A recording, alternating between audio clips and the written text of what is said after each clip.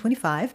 I'm Washington Monthly contributing editor Ann Kim, and I'm joined today by politics editor Bill Scher and executive editor for digital Matt Cooper. Good to see you guys. Great to be with Thanks. Thanks. So it has been a dizzying and traumatic week, as all weeks have been for this presidency so far. But if I had to pick two themes, and they may be the same themes for the entire presidency again, they're defiance and revenge. So let's start first with this theme of defiance, because we have the possibility of a true constitutional crisis this week on the issue of migrant deportations.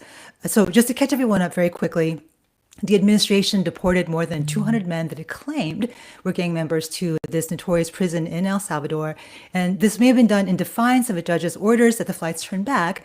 And the judge, James Boasberg, has instructed the Justice Department to explain to him in writing how this did not violate his order. And in fact, there's a hearing this very afternoon on this issue. In the meantime, Trump has started calling for the impeachment of judges, which GOP members of the House have obligingly done with legislation, or trying to do. And Supreme Court Chief Justice John Roberts has also weighed in with his very rare public statement condemning the call to impeachment. So how do you guys see this all playing out? Are we really going to be impeaching judges? Well, we're not going to get the number. I mean, the House could, I suppose, but that margin is so thin. It would take a few Republicans to break ranks for impeachment to not happen. But even if you had an impeachment, you'll never get the 2/3, to convict. So it'd be a show impeachment. And if they did it, I don't think it's going to really behoove them politically to, go down that path. So all the more reason for a few Republicans to say, no, thank you, and try to save their own bacon for the 2026 midterm. So as far as constitutional crises are concerned, that's sort of lower on my list. The bigger concern is, are they going to outright defy? Is the executive branch going to defy the judicial branch? And I'm short of calling it a bona fide crisis till we get to that Supreme Court level, if they're going to ignore a Supreme Court ruling on this subject. But we're definitely, getting into that red zone. Yeah, definitely. I mean, look, anytime the executive branch or the legislative branch is not responding to court orders, that's a serious moment. But I agree with Bill. Impeachment's really off the table. This is more about intimidation than impeachment. It's about trying to, rally the base and send a signal that you're not going to accept judges' rulings. I mean, the irony here is that the judge in question, Boasberg, is a former roommate of Brett Kavanaugh. He was appointed to the municipal bench by George W. Bush and later the federal bench by Barack Obama.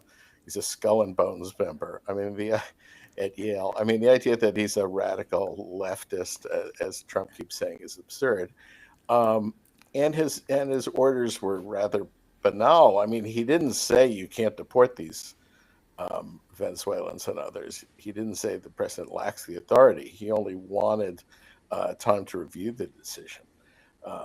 So, look, it's obviously bears watching. It's worrisome, but I'm sort of with Bill. I don't think we're in full-blown crisis mode yet. I mean, I think the administration was cute about obeying the order, but if you listen to him on Friday, I think they're still hesitant to go all the way and say, no, we're not going to obey. Yeah, part of kind of what's diabolical about all this too is that I guess the administration has kind of picked a pretty politically savvy hill to die on as far as defiance is concerned, because they're kind of daring everyone to defend immigrants who may or may not be in the country illegally, right? I mean, they're trying to force Democrats in particular into defending a judiciary to protect migrants. It's a gamble that the administration, yeah. Yeah, I mean, these are, nobody wants gang members, here illegally, committing crimes illegally, and, killing random citizens as initiation rites. And, people want that deportation, but, these guys are, of course, have taken it too far. And they're going after, the rule of law itself. It seems the administration has actually just gotten bolder generally about deporting people without due process. We're talking about legal immigrants now, and Trump threatened on social media to send away citizens who vandalized Teslas to prisons in El Salvador too. At what point do you think ordinary citizens are going to start waking up and thinking, maybe this could happen to any one of us, or are we a long ways off from I that? wouldn't assume we're a long ways off from that. I mean, we went through this before. We saw Donald Trump go to extremes with immigration in his first term, and that political pendulum swung back very hard. People did not want to see family separations, people in cages, things of that sort. And what he's doing now is even more politically treacherous because so it's one thing to say, yeah, gang members are not sympathetic characters, but if you're picking up people who aren't gang members and calling them gang members and then throwing them into a jail in some other country, because that does raise the question: could this happen to me? We've already, Right. we have a story in USA Today, a Trump voter who was married to someone who I think overstayed her visa, who thought, well, he's only going to go after the criminals. And what the USA Today story highlighted was it's harder to go after criminals. It takes more human power, more agency staff, FBI, et cetera, to identify someone who's on the lam and track them down. Whereas you can just camp out at the airport and find the people who overstayed their visas and round people up just to hit some kind of arbitrary quota. But that's going to affect more regular people and create more potential political problems for yourself. So when you look at the poll numbers right now, what he's doing in immigration is the one thing that's above water. Almost everything else is below water. But that's cold comfort if you're not thinking two steps ahead. I think he's doing a lot of things that are, I mean, to combine arbitrary detaining and deporting with economic uncertainty and calamity, that's a very dangerous combination, because then people are going to say, why are you doing this when you could be working on my stuff? No, exactly. And I think it's incumbent upon the Democrats to make the "this could happen to me" connection. I think of birthright citizenship, for instance, the administration opposing the 175 65-year-old admonition in the 14th Amendment that if you're born here, you're a citizen, with some very rare exceptions for diplomats and things like that. Right. And but the so far Democratic argument has been it's settled law, which is not the most compelling argument. It hasn't been. It should be birthright chaos, because really you would have to prove in a regime without birthright citizenship, you would really have to prove that not only you were born here, but your parents were born here, maybe even your grandparents. So it really, I don't know what, I'm a middle-aged man. I don't know where my birth certificate is. I certainly don't know where my parents' birth certificates are. Under birthright citizenship, I don't have to really worry about any of that. So I think it's up to Democrats to sort of say, hey, it may be these guys now, but it could be you later. And I will point out that Garrett Epps has been making this argument forever about, in the pages of the monthly and here on this podcast, about the real practical consequences of exactly what you're saying, Matt, about having to drag your parents' birth certificates to the hospital when your child is born or something like that in order to get, So I think you're absolutely right on that. So continuing on this theme of defiance, or rather lack thereof, that is really the issue that's roiling Democrats right now. This past week saw Alexandria Ocasio-Cortez, AOC, and Bernie Sanders kind of barnstorming the country with this, Fight Oligarchy tour, and they apparently got a crowd of 30,000 in Denver. And this is clearly what the base wants. But is this defiance, are they the new standards for the party that are going to save the party in 2026 and 2028? I think people have, I was just talking to my mother, who watches MSNBC all day long, and I'd say is relatively moderate, but susceptible to what she hears on TV. And so she hears big rally for Bernie. Maybe I was wrong about Bernie. Maybe I should have supported him in 2016 or 2020. And I think that's, forgive me for being disrespectful to my mother. I think that's a too superficial an analysis. This is something else we've gone down the path before. Having a big crowd in a deep blue city doesn't tell you if this is what's going to play across the country. So yeah, there's an appetite for fighting and there's some upset in the base that Chuck Schumer didn't fight on the shutdown the way they wanted them to. That doesn't mean that the entire Bernie program or AOC program is going to be the ticket to political salvation. It just tells you that there's a certain agita in the base uh, that that the Senate didn't fight Trump on everything everywhere all at once. Doesn't mean that Schumer was wrong. Doesn't mean that Schumer's analysis that an extended shutdown might have played into Musk's hands wasn't wrong. Just means that some parts of the base are upset about it. I think that's right, but I do think this sort of this impulse to fight, damn the consequences, is pretty strong. I listened to it must have been a 3-hour town meeting Michael Bennett held back home in Colorado at the end of last week, and he was one of those people who was very upset. He's known as a moderate centrist, but he was very upset with Schumer about all this, and even sort of intimated Schumer had to go. And certainly the people who showed up for his town hall were upset about it. Now, I agree with Bill. It doesn't indicate what would work nationally, but I do think the dyspepsia, the upset, the agita in the party is about more than just Bernie and AOC. It's pretty widespread. What do you guys see happening with Senator Schumer? Do you see him surviving amidst all these calls of stepping down? And of course, there's of course rumors that AOC, and there's pressure on AOC to primary Schumer as well. So what do you foresee as Senator Schumer's political I'll be fate? curious what Bill thinks. I don't think she can prime. I think her winning statewide in New York would be tough, and I'm not sure she would risk her nice perch in the House to do it.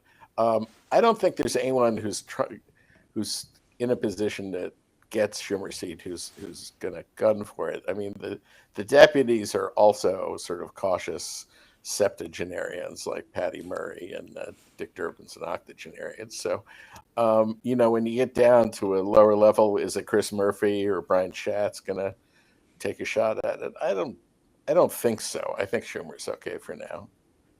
Yeah, these are clubby positions.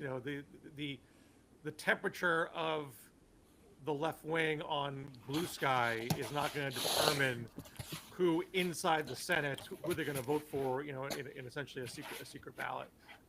These are usually far more reliant on personal relationships than on ideological leanings. And I'm sure a lot of people are like, well, thank God Schumer had that job and he got to deal with this stuff and I don't have to do it. No one really wants that job if they feel they have to, dance to the tune of whoever's screaming at you on social media, because it's a tougher job than that. So I assume he's fine in the short run. Primary, and that is a tricky calculation for AOC.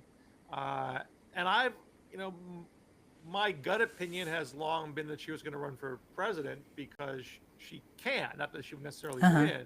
She's exactly 35 right now, right? Yeah, I mean, she Yeah. not just She will, so eligible, will be. but she unlike your average House member, she has the national profile and the donor base to do it. She would be able to raise the money to do it. And so if you're an ambitious person and you can do it, you usually do it. Now, she's behaved, but I was struck in 2024 that she chose a team player role for the presidential campaign. And she didn't go out of her way to put daylight between herself and Kamala Harris. That she ran for a House leadership post right afterwards, although she came up short. That made me think, well, maybe she's actually thinking she should be a House lifer, that she could bide her time and work her way up the ranks and maybe be a committee chair or even speaker someday. She's never going to lose that House seat. Right. Whereas if she ran for Senate or ran for president, maybe she would lose those things. If you run for president, you can kind of scurry back and run for the House again if it doesn't take you too far down the lane. If you run for a Senate primary, you're sacrificing that House seat. So it's the safer play to stay put, but it's hard to read minds and know how ambitious she is. Yeah, you guys probably saw the polling that Politico reported on AOC's popularity, but apparently 2/3 of Democrats have a favorable view of AOC, but only 5 see her unfavorably. That's according to Gallup. But among all people, about 4 in 10 had a negative view. while I guess then that was true of New York voters as well. So yeah, she's kind of underwater as far as popularity goes potentially for a presidential run, but things change fast, Well, so we'll see. upstate New York is not New York City, so Yeah, and you have to, I mean, Hillary and Long Clinton, Island. did the whole tour of upstate to make sure she was good there before I forget the chronology if she made the jump to run before listening to her after, but she knew she had to worry about that. And if AOC was serious about statewide, she'd have to put in the time up there to make sure she would play well enough. Okay, so let's move from theme one of defiance to theme two of revenge. Trump is clearly setting records for the most vindictive president, most vindictive human ever. So just to recap, he revoked Secret Service protection for President Biden's adult children, Hunter and Ashley. He revoked security clearances for the elder Biden, along with Kamala Harris, Hillary Clinton. And now he's bullied universities and law firms into submission, namely Columbia and the law firm Paul Weiss, both of which caved to various demands. MAGA no doubt is thrilled by all of this, but what's your sense of how the public is beginning to see all this? How much I'm not sure how the much rope do they public's have? I'm not sure the public's there yet. I'd be curious if there was polling on it. But I think revenge is the right theme, man, because he is so consumed by it. The thing that really struck me about the Paul Weiss story, and this is him going after a Democratic leaning law firm, in which had only sort of a tangential relationship to him. I mean, they had organized efforts against his policies. In terms of his criminal prosecution, one of the New York prosecutors in the Manhattan case had been at Paul Weiss. I mean, that was not, relatively tentative connection. But Trump spent according to the New York Times, he spent 3 hours in the Oval Office with Karp, the head of The chair. managing partner at Paul Weiss. I can't imagine he spends 3 hours in a meeting on anything. I mean, he must be so consumed by this, and this is a relatively minor player in the Trump legal cosmology. So he is consumed by revenge. I mean, just the number of times each day he brings up Biden, and I think he keeps bringing up Biden because Biden beat him, and Biden clearly lives in his head. And he is really consumed by this stuff. It would be sort of fascinating Shakespearean if we didn't have to live Live through it. Yeah. And he was consumed with Obama in the first term, which is even, I Right. mean, Biden seems kind of sad. Like Biden's already kind of down and out. That's the thing, but I guess it's not enough for him, right? Right. Like he's got to keep stabbing the corpse. He is a psychologically and emotionally stunted individual, and he's gotten as far as he has on the notion that, well, at least he knows business, at least he knows the economy, at least it's going to make my day-to-day life better. And he has been, I saw commented in the Times, I forget what the article was, but someone quoted, he was the most skilled propagandist of our times, something along those lines. And that's true when he's not in power. He's not been able to be a great propagandist when he's in power, and actually, and the effects of his policies actually have bearing on human beings. And even to the extent that was mitigated in the first term because the economy was doing relatively well. Once the pandemic came, that got, I mean, he was underwater public opinion wise, even when the economy was good, because of other outrageous things that he was doing. And then the pandemic came and there was no reed to cling to. So, and now he's underwater on the economy, which is the most dangerous thing for a president. So, maybe he pulls back on the tariffs and the economy evens out and he gets away with it. I can't totally predict the future, but having these obvious obsessions, whether it's going after a law firm or a college or a past politician, taking over the Kennedy Center, like going to a Kennedy Center board meeting. I mean, while people's 401ks are plummeting, and you're going to go to an art board opening, right? Right, and talk about reviving cats. I mean, yeah, I mean, again, it's early, so if the economy evens out, then people say, whatever, it all worked out. He's kind of weird, but at the end of the day, it all worked out. Right, gets it done.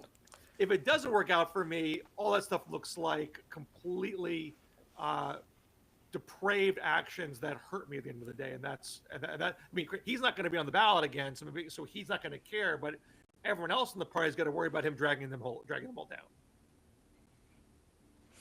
I do want to bring up one bright spot, I guess, Bill, and that's related to your piece that you wrote last week about how much people really don't like his Vice President J.D. Vance.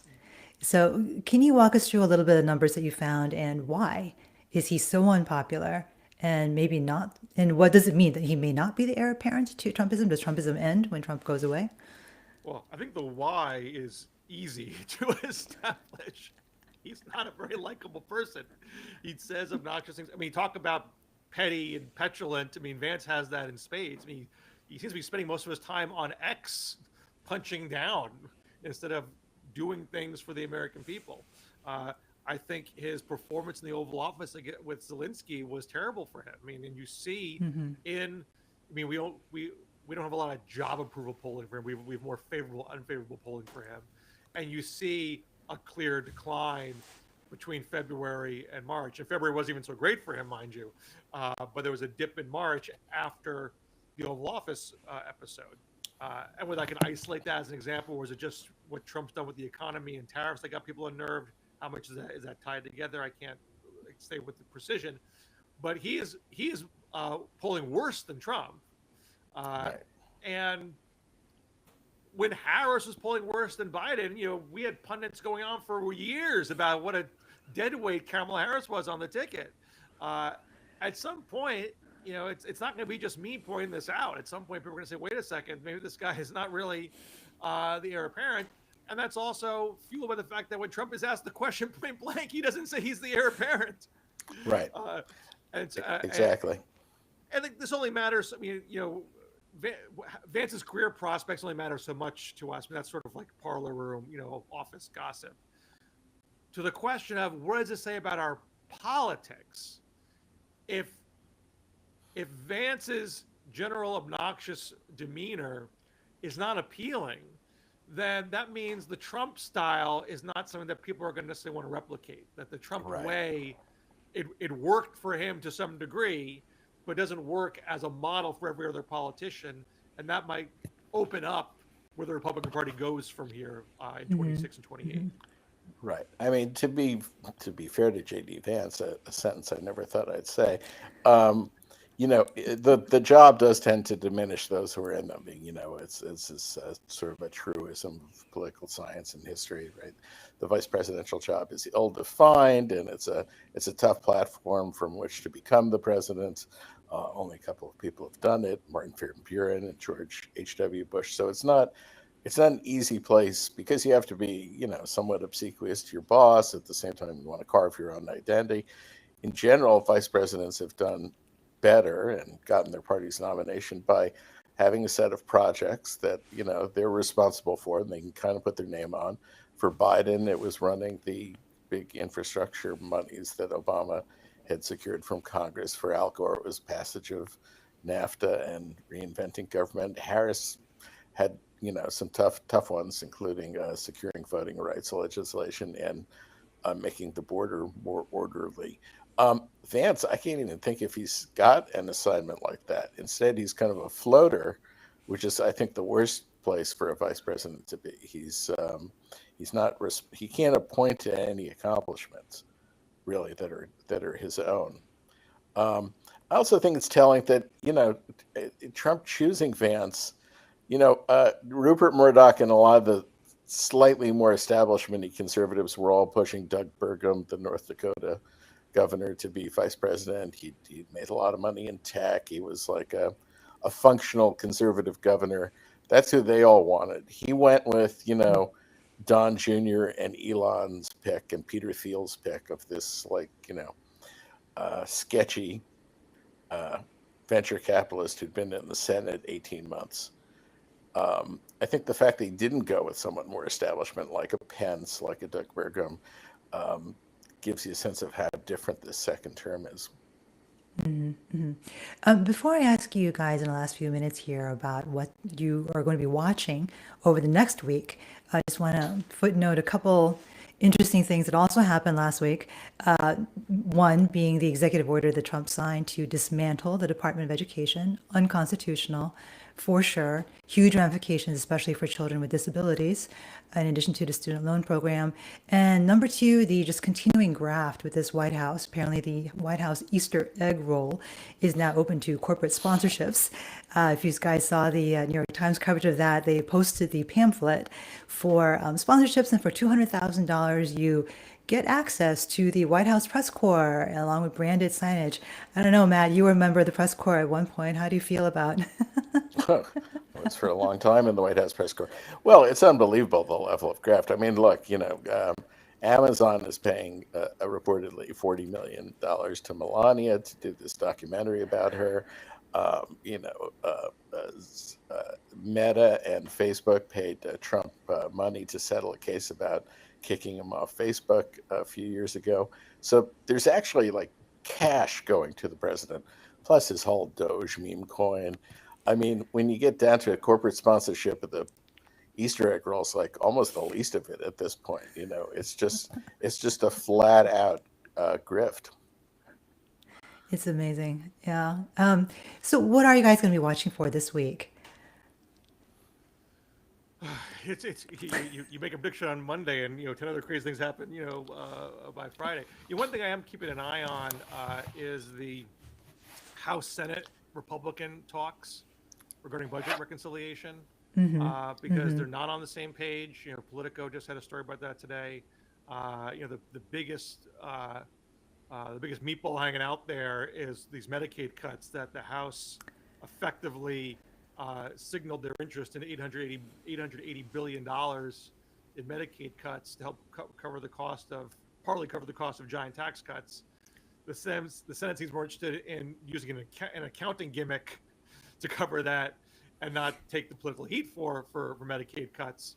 And you have a number of House Republicans who didn't want those Medicaid cuts but went along for the ride on the presumption the Senate was going to put the kibosh on it, they wouldn't be on the hook for it. So they really don't seem very close to common ground, because they have to agree on a budget resolution, which is not law, but essentially a guideline, before they then go write the actual bill with the hard numbers. And they have two separate resolutions that aren't close to coming together yet. And I'm not even that convinced that, the one thing that Trump wants out of this is the tax cuts. He wants to be able to give money to people. I don't think he cares much about anything else in this bill.